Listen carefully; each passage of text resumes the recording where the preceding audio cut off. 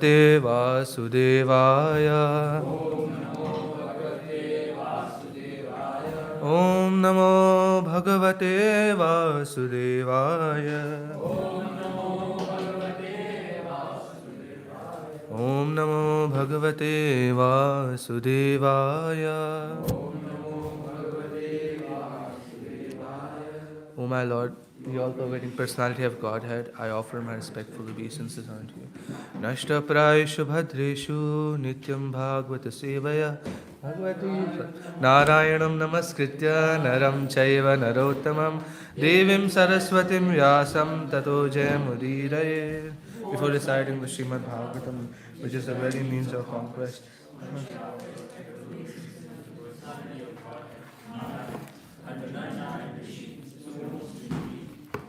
Saraswati, the goddess. Nashtaprayeshu bhadreshu nityam bhagavata sevaya bhagavati uttama shloke bhaktir bhavati naishtiki.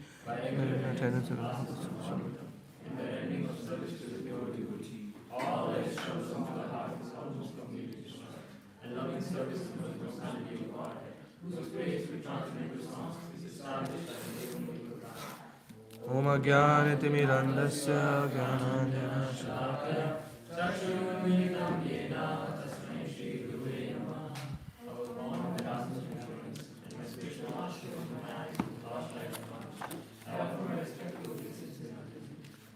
If you know this prayer, you can recite this with me. Vandeham Shri Guru Shri Yuta Padakamalam Shri Gurum Vaishnavamscha Shri Rupam Sagrajatam Sahagana Raghunathanvitam Tam Sajivam Sadvaitam Savadutam Parijana Sahitam Krishna Chaitanya Devam Shri Radha Krishna Padam Sahagana Lalita Shri Vishakham Vitamscha.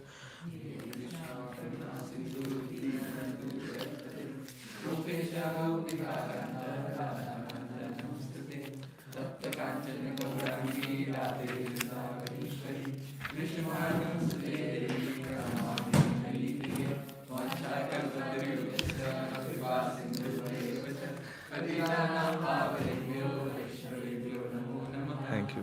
Hare Krishna. Jai. We'll be reading from Srimad Bhagavatam, Canto 10, Chapter 11, the childhood pastimes of Krishna. We'll be focusing on text 6, but we'll be reading from, just let me check, sorry, 1 to 11. Haribol. Jai.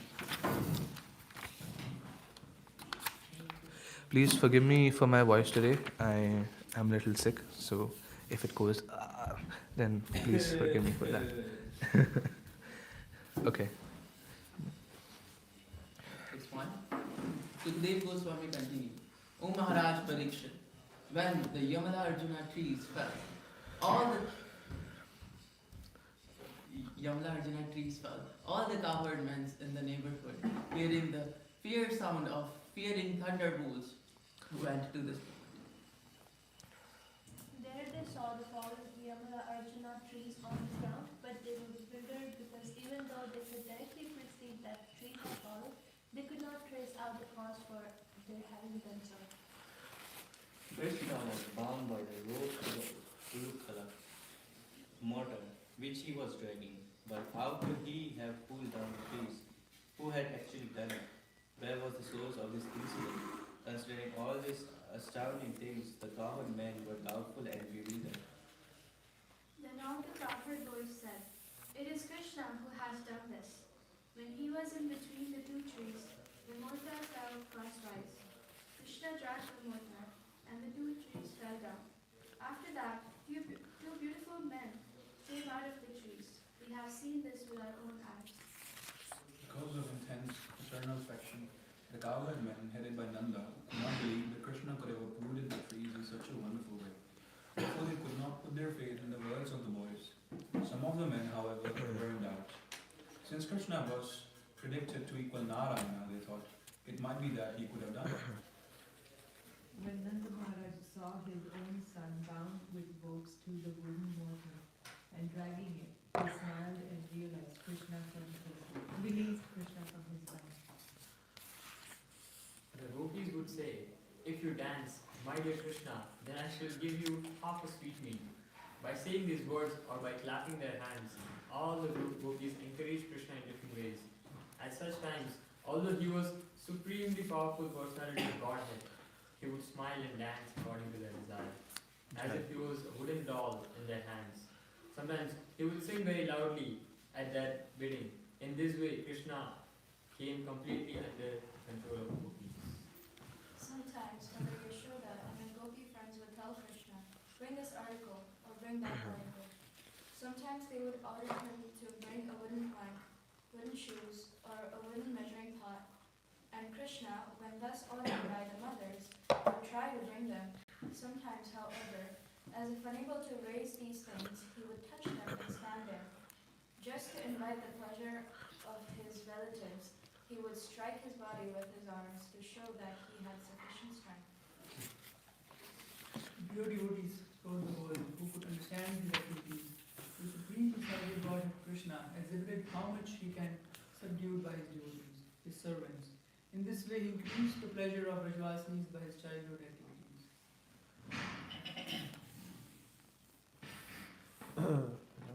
Okay. We'll be focusing on text 6.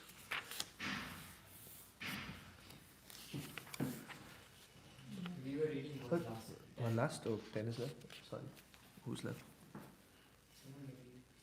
Once a woman selling fruit was calling, "O inhabitants of Rajbhumi, if you want to purchase some fruits, come here."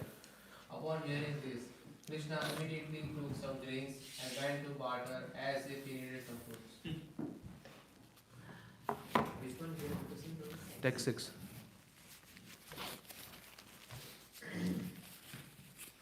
Okay. Text 6. Everyone together, please. Sorry, repeat after me. Ulukhalam vikarsantam damna baddham swamatmajam vilokyananda prahasad vadano vimumochaha. One more time. Ulukhalam vikarsantam damna baddham swamatmajam vilokyananda prahasad vadano vimumochaha. Ulukalam vikashantam. Ulukhalam vikarsantam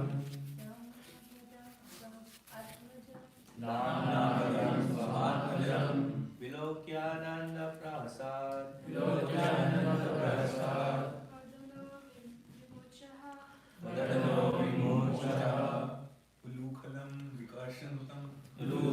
vikashantam.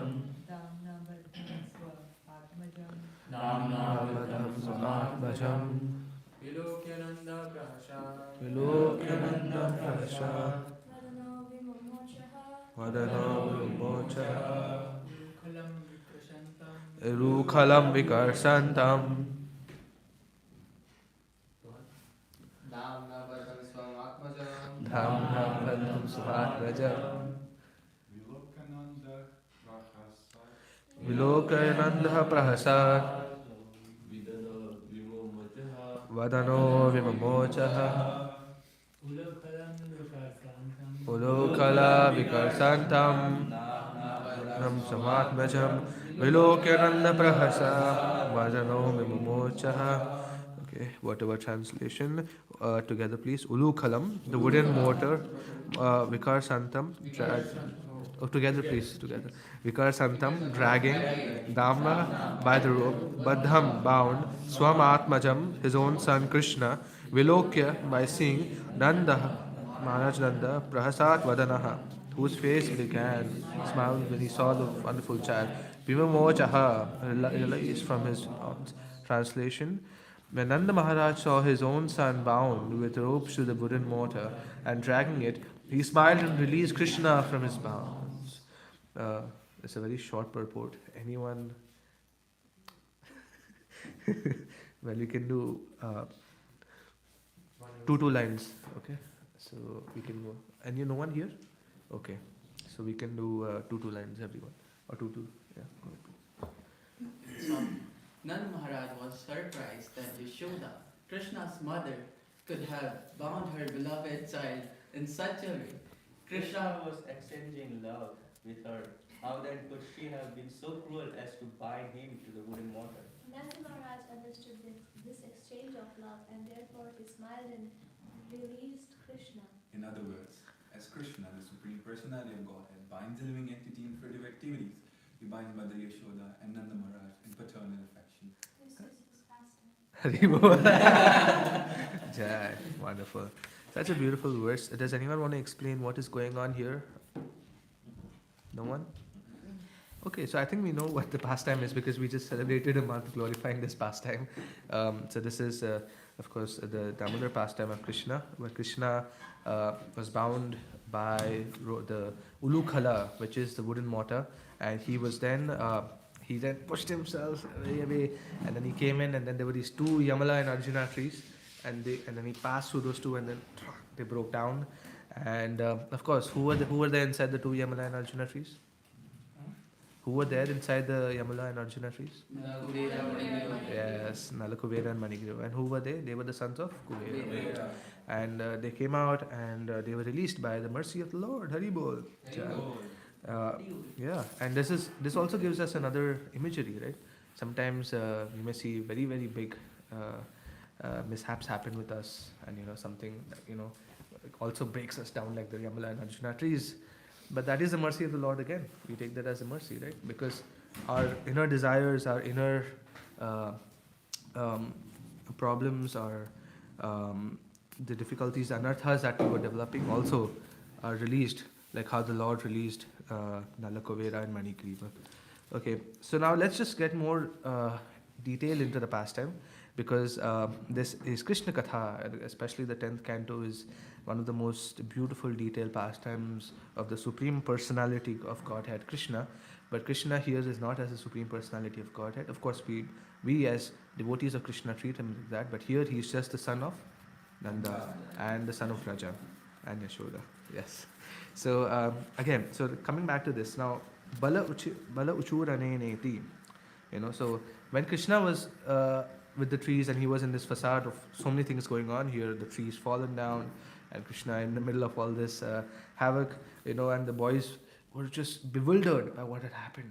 Like, wow, like how do Krishna, how can he do this? Again and again, he's surprising us with this beautiful pastimes, and then because these were huge trees, they've been staying there for a very, very long time. They were cursed very long ago by Narada Muni. There was this huge fall, like how Amalahinam Prabhu, he falls from the balcony, and then everyone, Monil Prabhu is running behind. What happened? So exactly like that, Nanda Maharaj came running, and then Nanda Maharaj and the other Gopas and the other men, they came running and asked what happened, and all little boys, Madhumangal, Subal, and all the small children were gathered there, and they were all breathless. They were like, Krishna, I don't know what to do.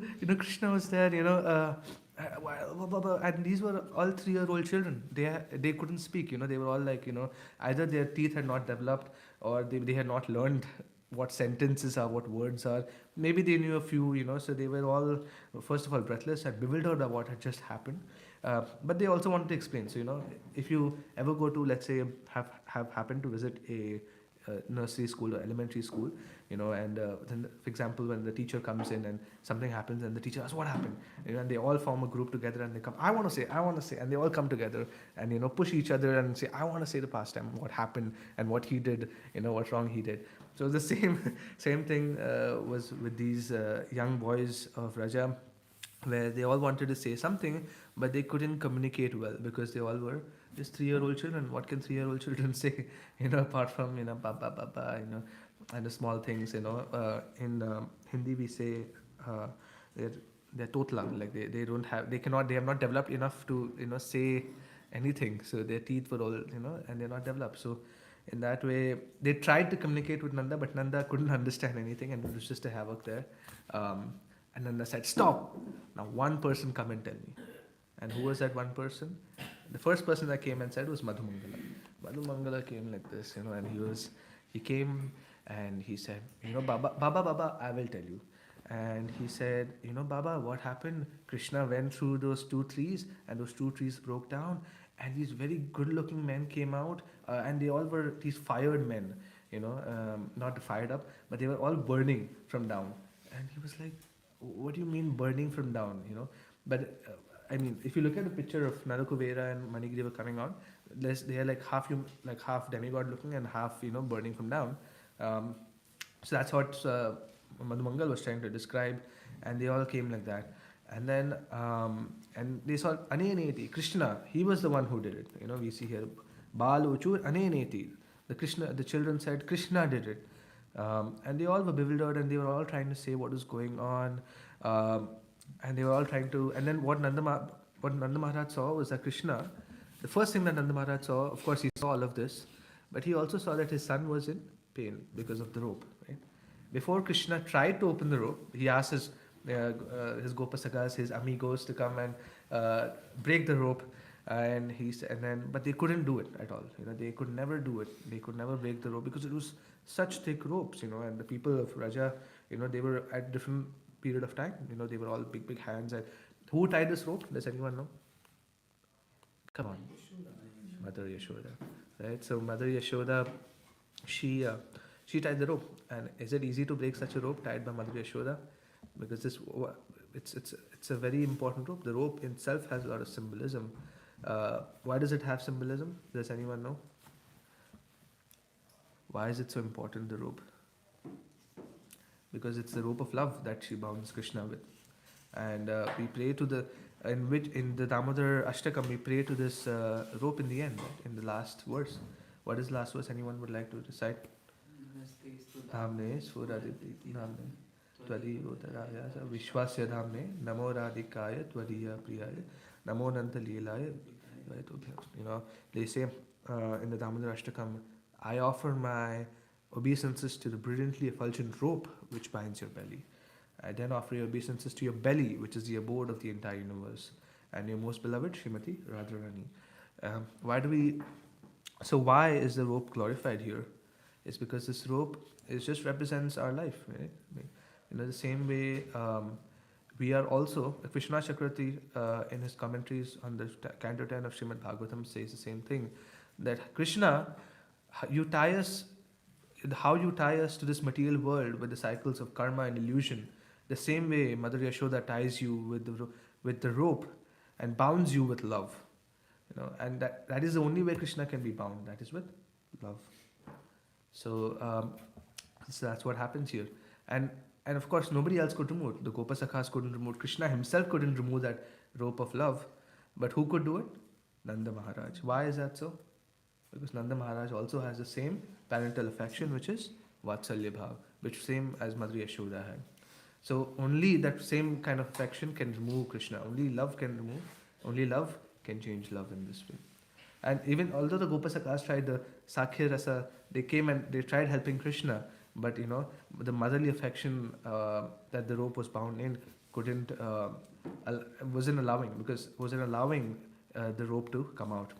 And of course, if you look at the pastimes that are happening in the heavenly planets, or even in Goloka, or even in Vrindavan, everything, even a material entity or a non-living entity has life in it, as it was mentioned last time by Monil Prabhu. Everything has Chaitana, everything has life to it. So even the rope wouldn't come out, it will not leave unless it is removed by love and affection. That's the same. Yes, exactly. The fire. And then so continuing the pastime, then again Madhumangal was pushed back, and then Subal came ahead. Baba, I will tell you the story what happened. And then Nanda Maharaj was like, okay, you go ahead, Subal, tell me what happened. And then Subal was like, these two men, they came out, and then they prayed to Krishna. They offered their obeisances. They circumambulated Krishna, and then they went back somewhere, and then they were like, oh wow, big thing, maybe, and then along with Nanda Maharaj, there were some Brahmanas there, and some other more, and these Brahmanas were not like the normal Brahmanas like Gargacharya, who already knew who Krishna was.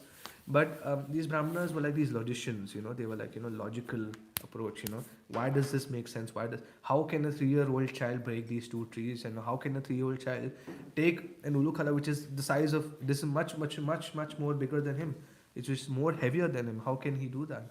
And they started debating about this, no, this cannot happen. But Gargacharya said that he is similar to Narayan, so like maybe he is Narayan, maybe he's not, So this kind of debate started.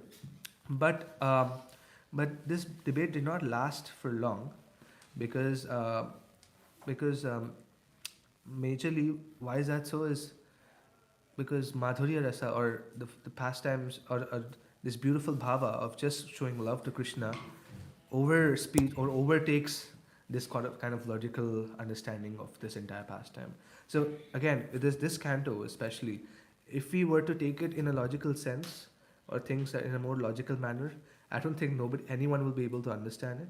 But if we approach this through our heart, through loving relationship with Krishna, to forming a loving relationship with Krishna, I feel this can definitely, we can register this much more better.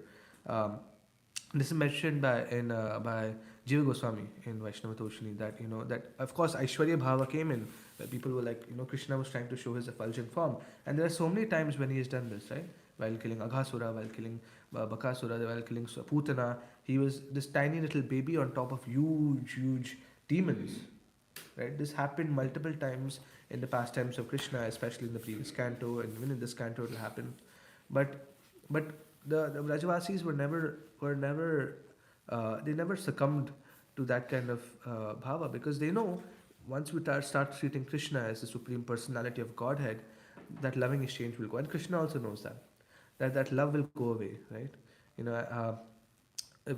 There's a difference in how we see, let's say, our father. Let's say he's a judge in the court. There's a difference in between standing in front of your father in the court, and he's a judge, and you are, let's say, a prisoner, as compared to a father at home who's loving with you, right? Who would you want? You would not want the same person sitting on the bench and sending you to jail. Rather, you would want someone at home who would be sharing, who would be cuddling you, who would be who would be feeding you, who would be loving you in that way. So that is the difference, right? The Brajavasis never wanted that. So it's just like that's why that Aishwarya Bhava didn't last for long, because it's almost like adding a packet of sugar water into the ocean. If you add a packet of sugar water into the ocean, it won't change the ocean. The ocean will remain salty, right? It's the same thing here, that there may be some moments of effulgence, or there may be some moments of Aishwarya Bhava, but the Brajavasis are like the ocean of love, the ocean of Madhurya, and they can never be changed, or they can, even if there are some moments, they will never ever leave their love for Krishna. Even though they will always reject Krishna, reject this aspect of Krishna being Narayan, or Krishna being the supreme personality. But they will have more trust on Krishna than even the supreme personality of Godhead, who they thought who was Narayan at that time. So this is that kind of love which we glorify in the Srimad Bhagavatam here.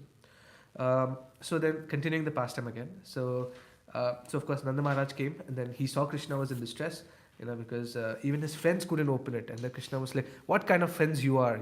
You have is this how you help your friend out? You can't even open a tiny rope."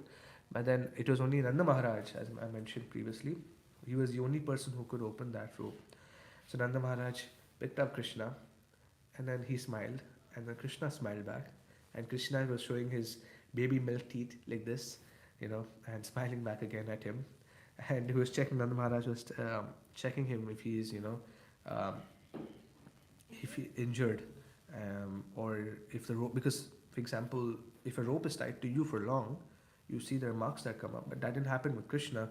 You can see that happening with anyone right now, right? If you wear your pant too up, or if you wear your dhoti too up, you see marks coming up on your body. The same thing with Krishna was ever ecstatic looking at his father, because he was running away from his mother before, and he knows the only person who could pacify his mother was his father.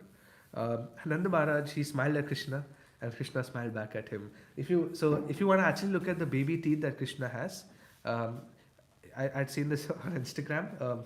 If you look at the picture of Radharaman, there are some times when he smiles as well, and you can see his baby teeth in that. If you can put that up, then you'll see Krishna's baby teeth, because Radharaman embodies all those The deity of Radharama embodies all kinds of forms of Krishna. He takes, he represents all the Thakurs or the or deities of Vrindavan together. So Krishna smiles back at Nanda Baba, and Nanda Baba's heart is stolen. Um, and Nanda Baba was like, why are you even doing this? You are such a sweet boy. You don't need to do all of this. But he's yet, he's yet doing all of this for a certain reason. And Nanda Baba's heart is stolen. Have you heard of? So there's this verses by Billava Mangala Thakur, which is called Chodashtakam. Does anyone know it?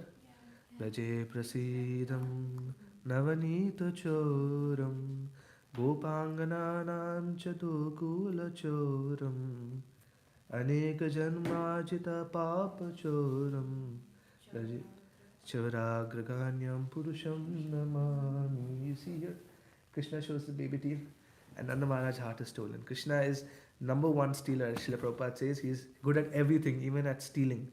And here he stole Krishna's heart. He stole Nanda Maharaj's heart.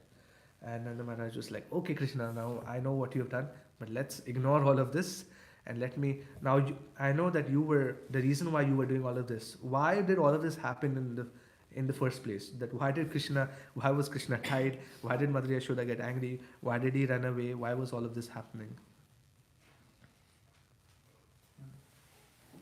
Why was this all happening? Because he was ignored, right? He was not given milk, right?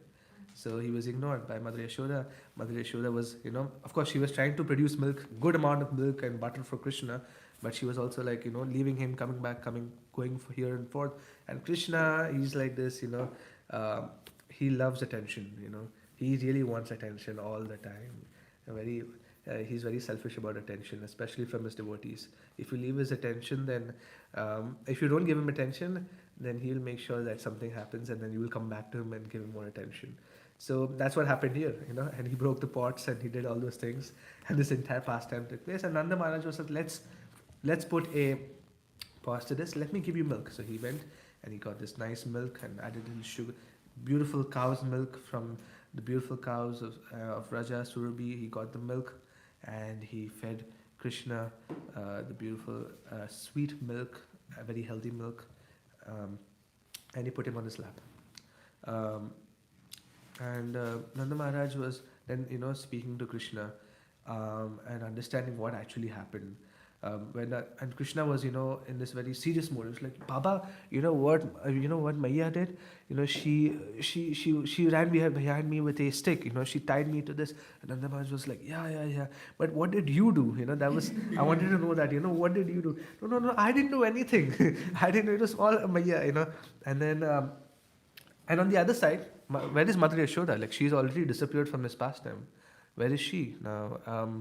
Mother Yashoda was actually lamenting that what happened, and because she didn't want to do this to Krishna, right? She would never in her dreams want to bind her child and run behind him with a stick and try to beat him, right? And she was lamenting about the fact that I actually thought about this, that I actually thought about beating my dear Krishna, and so she was lamenting about this, and there were other Sakhi, the other Rajavadhus, the other ladies of Vrindavan were trying to trying to calm her, trying to make her stop crying, because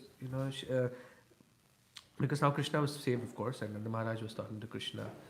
The person now, so at this point of time, Nanda Maharaj was also was trying to know what's going on. So the person then who thought that let me create this let me again bridge the relationship of bring back both mother and son again, was Mother Rohini, who is the mother of Balaram. And who is Balaram again here? Balaram represents Guru Tattva, and Guru Tattva always links us to Krishna again. So again, Mother Rohini, who's been empowered by Balaram, comes and links Yashoda and Krishna together. And how does that happen? Is that Mother Rohini goes to Krishna and she's like, Lala, would you like to go back to Mother Yashoda? And then he's like, no, Mother Yashoda, I don't want to go back to her. She is going to beat me again. And then Mother Yashoda was like, no, she won't beat you. She'll give you milk. Isn't that what you wanted? You wanted the milk from her breast? No, I'm not going to go back. I'm never going to go back. and then Nanda Maharaj thought of something. This is we have to teach Krishna a lesson that you can because Krishna then started saying no, Mother Yashoda. He started rejecting her, saying that no, Mother Yashoda is very very strict and very. This is the only pastime where we see Mother Yashoda getting very strict. Very very strict. In fact, she goes into extreme measures of going behind Krishna with a stick, and Krishna was traumatized. He was like, no, I am not going to go back. Then Nanda Maharaj was applied a basic strategy that every father applies. That okay, when a child gets hurt, you go back and let me beat that person. So that he will understand that that person should not, should not hurt you again. So my father used to do this with me. Let's say I got hurt because of a ladder, he would go and beat the ladder. Ladder, don't ever hurt my son again. So the same thing was in this case when Nanda Maharaj was like, let me go and chastise Mother Yashoda. That why did you hurt my Krishna? And then as soon as Nanda Maharaj got up, and then Krishna was like, Baba, no, don't beat Mother Yashoda. She's anyways crying. I don't want her to cry more. And I know now I understood that because Krishna then thought, oh, if Mother Yashoda cries more, what if she leaves her body and goes away? What if because she knows that she cannot stay without me. She cannot stay without Krishna. So what if she leaves her body and goes away? So he was like, no, I cannot tolerate the separation. So then Nanda Maharaj was like, okay, now let's take you to Mother Yashoda. And then the reunion happened again, and Krishna got the milk. But this pastime teaches us how complex the relationship is between the Lord and his devotee, where sometimes we may see ourselves getting distance from the Lord, or sometimes we may say, oh, Krishna does not like me, Krishna does not want me, he has rejected me. That may happen. That is, we have seen that in the pastimes of Lord Chaitanya Mahaprabhu as well, where Mahaprabhu rejected someone, or he said, no, now you go away from me. But of course, inside the Lord knows that I have not rejected my devotee. But the only thing is that it's just a moment. It's a momentary kind of period of time where I have kept myself away from you. But I know I cannot stay without you, and you know that you cannot stay without me. So that is how Krishna, beautifully arranges his pastime with the devotees. Another aspect I wanted to talk about was the ulukhala, which is the wooden mortar. Has anyone seen a wooden mortar before? Like, can you raise hands? Anyone has seen? No? Never? Yeah, I must have. I've also not seen it, so in the town where my grandparents come from, the deity there is Damodar Krishna in the temple there, and he's standing with the ulukhala on this side, and he's holding the danda or the stick with which you churn the butter, and he has the ropes in his hand. And when I went to that temple with my grandfather for the first time when I was really young, I asked him, why is Krishna holding a rope here, and why does he have the butter churner? And he says that the reason why Krishna is holding the rope is that he's here to churn us like the butter, and he's churning us up and down, up and down. And what comes out of churning the curd or milk, what comes out is butter, right? So by churning us up and down, we see up and down in our faith. Sometimes we also see up and down in our material life. The butter of good karma and of butter of our beautiful relationship with Krishna, the butter of bhakti comes out of that churning of the butter cycle. That's why Krishna is there. And why does he have the rope with him? He's here to bound us with that rope of love, like how Mother Yashoda bound him. That's why we pray to the rope, right? In the Damodar Ashtakam. That's why, and that's how Krishna is. He's always here. You may see ups and downs. The butter may come down, come up, go down. The water may come up, go down. The milk may come up and go down. But in the end, the product is the same thing, which is butter, and the butter of bhakti. And butter is how very soft and sweet and succulent. And who likes butter? Oh, like Krishna. Yes, Krishna likes butter. Well, you can also like butter, but Krishna likes butter. Krishna. Sorry. Butter likes Krishna. Okay, sure. Well, yeah. Even butter has life there. So why not? So the same way, right? So that's why these pastimes are celebrated. Every aspect of these pastimes and this canto has some sort of very minute details that is very applicable to our spiritual life. Let it be from the mortar to butter to the stick that Mother Yashoda was carrying, to Nanda Maharaj, to even the Gopasakas who couldn't open the robe. And why couldn't they do that? It's they because Madhurya, the Vatsalya Rasa that Mother Yashoda has was much higher. And it couldn't be compared to anything at that point of time. So with this, I would like to end the end. And if you have any reflections on this pastime or anyone who would like to add on this pastime, we could take that as well. Anyone? Any questions or yes, Prabhu? You had a reflection from before. Yeah, I don't know if it fits well here, but I was reading this pastime from Damodar Janani, and all the details that you mentioned are actually from there. And it's very beautiful how Krishna actually he was upset and angry at Mother Yashoda, and you know how long he didn't talk with her, and how long Mother Yashoda didn't come out of her quarters. 3 days. Wow. After the Damodar pastime, 3 days. She was not eating, she was not doing anything, she was just crying. And Krishna didn't talk. And when Mother Yashoda said that, oh, don't you want milk from Mother Yashoda? You know what Krishna said? Oh, I'm king, I'm the crown prince of Vrindavan. And I have 9,99,000 cows. I don't need milk from you. Yeah. And he actually went with Nand Maharaj. And Nand Maharaj was milking his special cow that he has, and Krishna drank milk from there. And so Nand Maharaj now what happened that you mentioned after 3 days that Nand Maharaj felt like no, this is the time to eat. And Yeah. Nand Maharaj actually how Mother Yashoda got very what do you call it? She got very hurt and how she felt very regretful was because Nand Maharaj said, who is this, he used very harsh words like, who is this demon or something like that who died my son, like. Yeah. And Mother Yashoda was not able to look at him.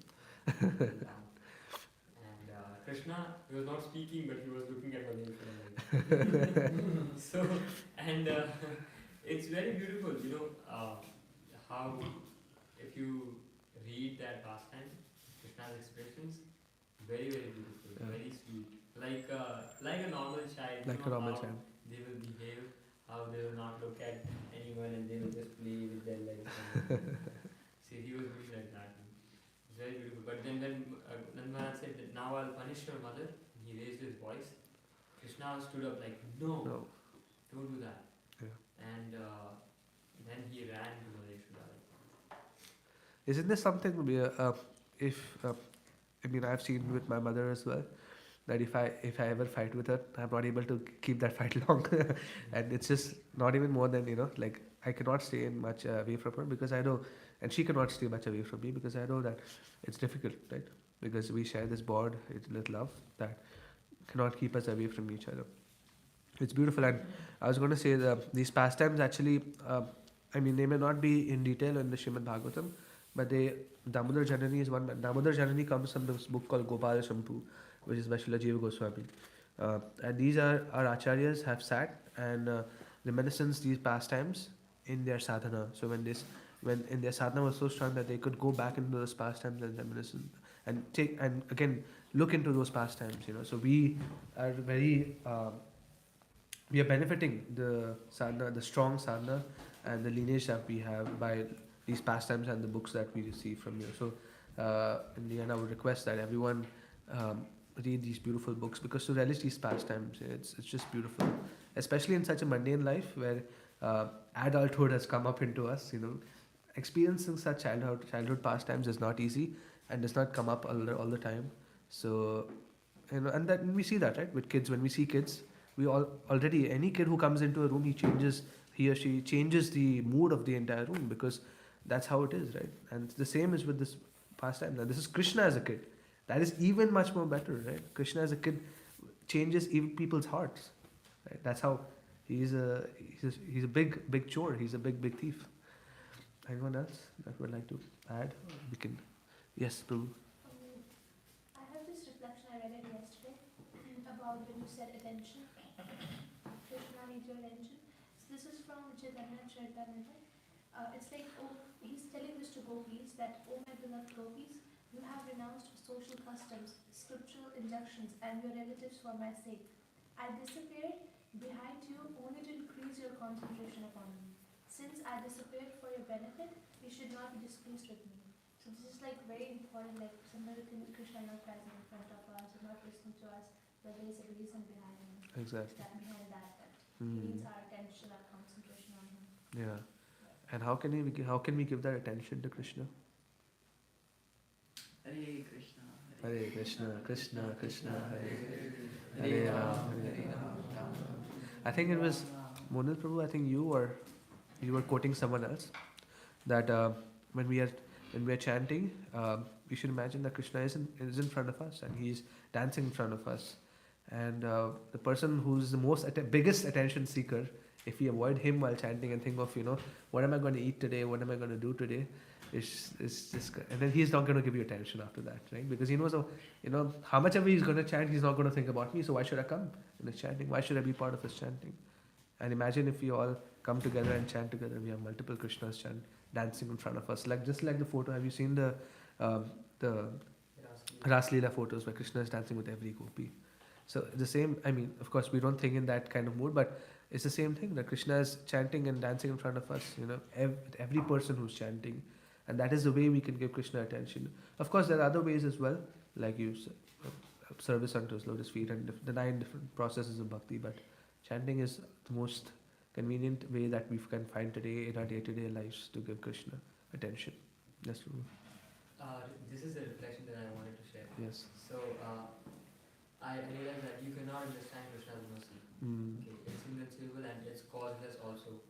So you cannot even, there's a verse also in Bhagavatam that you cannot say that Krishna is partial, or Krishna is giving mercy to some people and he's not giving mercy to some people. It may seem like it may seem like, oh, someone is getting mercy and someone is not. If we see like in the battle of Kurukshetra only, Arjun was getting mercy by receiving Krishna's protection, right? Krishna was protecting Arjun by doing everything that is possible. He was jumping out and he was carrying the wheel and he's breaking his vows and whatnot. He's breaking the rules of, there's also rules of, Battlefield. And now on the other side, Bhishma Dev, he's giving Bhishma Dev mercy by asking Arjun to kill him, to shoot arrows at him, to give him that physical pain. We may seem like he's giving pain also. Yeah. So that is also Krishna's mercy. Correct. Now, how can you understand this, Yeah. polar opposite type of mercy? But that is Krishna's mercy. And Correct. sometimes in our life also, we may feel like someone else is receiving some mercy, and that is very nice, and I'm not receiving that mercy. How is that? You are also receiving mercy in different ways. Now, ways. but if you are feeling that I should also get this Krishna's mercy, I am not receiving the mercy, that is also a very good feeling. Because you feel like you have a personal connection with Krishna. Correct. Yeah. Right? And this is also true with our relationship with our spiritual masters and others also. That we may feel like we are not receiving mercy, but we are receiving mercy in a different way. Definitely. And here, Krishna, Krishna's Yog Maya acts. So in spiritual life, Krishna's Yog Maya is acting. Yeah. She acts in different ways. Yeah. And we can never understand that. So it's okay to feel hurt, when we feel like we are not receiving Krishna's mercy. Now that feeling will attract Krishna's mercy more. Now, if you see Vrindavan and outside Vrindavan, now Krishna was living with the queens of Dwarka all the time, 24/7, right? And what he did with gopis, he left them. Now we may say that, oh, queens of Dwarka are receiving more mercy, and they are not receiving mercy because Krishna is away from them. But can we understand that? No. They are receiving more mercy More because love in separation is higher than Yeah. love in union.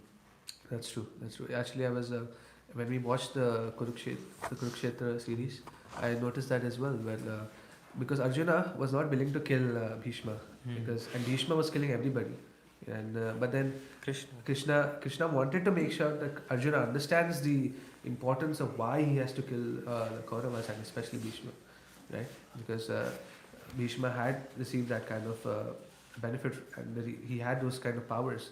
But unless and until Arjuna does not act on his duty, you know, he will not be able to succeed. And that's how we see in our daily life as well, right? That if we introspect, and if we see why we are not receiving the same thing as the other person is, because there's something that we have not achieved yet, or and that's why Krishna is trying to make us understand that wait for some time and see and introspect what is going wrong and what is happening here, and we should be happy. And that's the kripa that we are receiving from Krishna, that the mercy that we receive from Krishna, that He's giving us time to introspect and understand what we need in this point of time. Yeah. Yes, Prabhu. The same thing is mentioned in Bhaktivinoda Thakur's commentary on Shikshashtakam, the last verse, the same verse that Shalabhadra Prabhu mentioned, it's also written there. And it is said that Krishna only removes himself from your life temporarily because he wants more of your attention. And the verse where you're talking about Krishna being impartial from Srimad Bhagavatam, that's 1829. 1829. Haribol. Yeah. Okay. One realization and one question. Realization is on Mumini Prabhu's point that love and separation is better than Higher. higher. Okay. Higher. So I was just reading this thing yesterday and then this just showed up, so I feel like sharing it. So this is from Padyavali, verse 239, which is also by Rupa Goswami, where Radharani is speaking. Oh my dear friend Vrinda. Wait a second. Yeah. Oh my dear friend Vrinda. If you ask me which is better, meeting or separation, I will tell you that separation is by far superior, because in meeting I see only one prananath, but in separation that seems okay. Wait, this is just a little missed. Okay, in separation seems that everything in the whole three worlds become him. And then Mahaprabhu in CC Madhya 1.56 purport, Prabhupada is quoting, I think, Srila Vishwanath Chakrabarti Thakur. Mahaprabhu says, one should not be overtly anxious to see the Lord, but should rather feel separation from Him in ecstasy. It is actually better to feel separation from Him than to desire to see Him face to face. That's true, yeah. So this was the realization. And then the question was... I just wanted to add that in Shikshashtakam, Shunyayatam Jagatsaram Govinda Virahiname. This is what you said, that in separation, that you see the entire world, Shunyayatam, that you see everything as zero. Nothing matters to me. Yes. And then we have heard of different commentaries by different Acharya. Bilbhanga Thakur has written, and they have nice nice names like Gopal Bhashya, Govind Bhashya. This one is Gopal Champu, right? So, according to my materialistic fund of knowledge, Champu means somebody who is like this. So, would you be able to explain the meaning of actual thing so that I can see it in a nice way? You were mentioning this scripture, right? Honestly speaking, I don't know the meaning.